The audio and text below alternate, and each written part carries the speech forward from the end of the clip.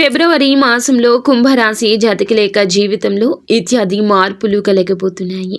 మీకు సదా మంచి జరగాలని మేము మహాదేవుణ్ణి మనస్ఫూర్తిగా ప్రార్థిస్తున్నాము.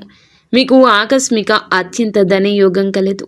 వృత్తి, ఉద్యోగ, వ్యాపారాలు అనుకూలము. కృషికి తగ్గ ఫలితం చూస్తారు. అన్ని వృత్తుల వారికి ధనలాభము, సంతృప్తికరము.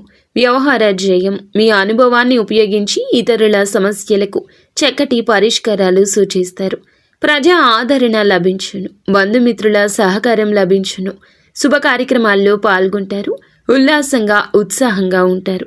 అయితే మాసం ద్వితీయార్థంలో గ్రహాల అనుకూలత లేని కారణంతో ప్రయాణములు, శ్రమ అధికము.